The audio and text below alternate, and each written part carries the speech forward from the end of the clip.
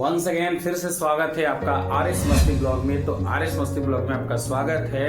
पिछली वीडियो में आपने सुना लंबाई के मापक के बारे में। इंग्लिश में हम लंबाई को कैसे मापते हैं, भारत में लंबाई को कैसे मापते हैं और समय को हम कैसे मापते हैं। तो पिछली वीडियो में आपने वो देखा।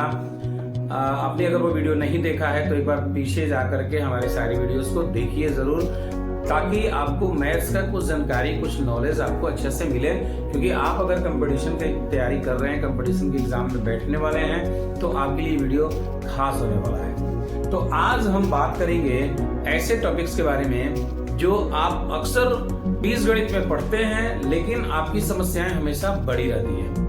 समस्या का समाधान आपको नहीं मिल पाता है। इसके लिए आपको कम से कम 10वीं क्लास का अर्थमेटिक प्रोग्रेशन यानी कि समानांतर श्रेणी तक जाना पड़ता है।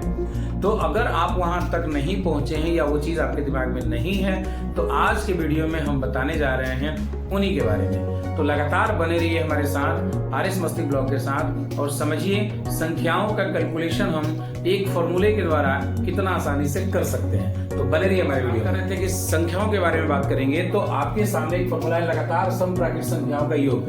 अगर आपके पास कोई लगातार समप्राकृत संख्या हो तो आप उसका निवारण कैसे करेंगे, कैसे हल निकालेंगे, हम एग्जाम्पल के साथ इसको बताएंगे। लगातार आप हमारे साथ बने रहिए, वीडियो को लगातार देखिएगा, आपको ये जरूर अच्छा लगेगा।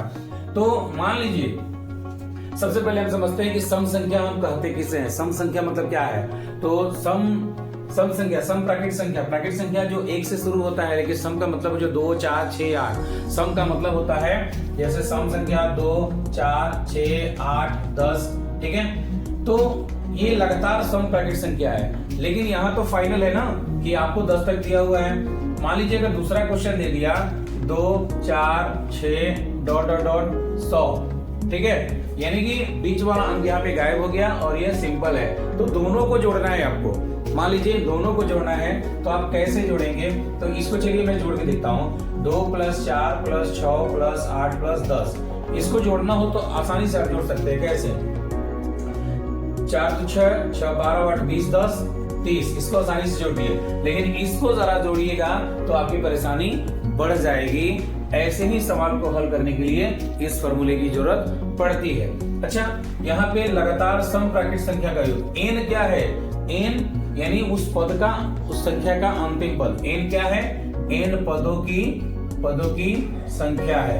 यानी अगर आप यहाँ 10 तक जोड़ना है तो आपको अंतिम पद क्या है? 10 है। यहाँ 100 तक जोड़ना है तो अंतिम पद क्या है? 100 है। कैलकुलेट करके देख लेते हैं फॉर्मूला पे।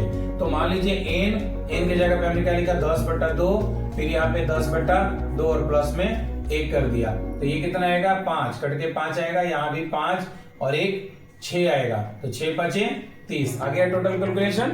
ठीक उसी प्रकार अगर हम इसको इस फॉर्मूला पे जोड़ते हैं तो क्या लिखेंगे? 100/2, फिर यहाँ 100/2 और प्लस में 1। ठीक है, तो ये कटाएंगे तो 50 आएगा और यहाँ कटाएंगे तो 50 आएगा। ठीक है, और 1 51 हो जाएगा। 50 में 51 से गुणा करेंगे। ठीक है, कितना आएगा? करके देख लो। 51 में 5 से कर दो, 5 से कम 5, 5 × 25 और 0 लगा दो।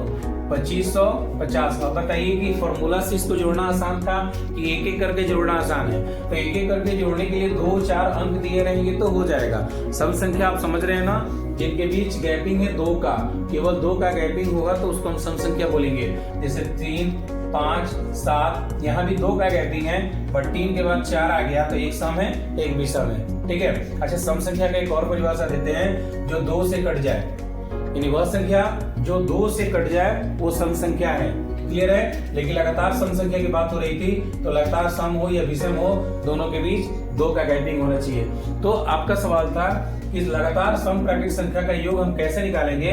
तो उसके लिए आपको ये फॉर्मूला यूज करना होगा। और जिस तरह का भी सवाल देता है, मान लीजिए इस तरह का सवाल दिया या इस तरह का सवाल दिया, तो ये तो सिंपल था, आपने फट से कैलकुलेट कर लेंगे। लेकिन इसको कैलकुलेट करने के लिए आपको फॉर्मूले की जरूरत पड़ेगी। तो इस तरह से आप निकाल सकते हैं प्राकृत संख्याओं का योग।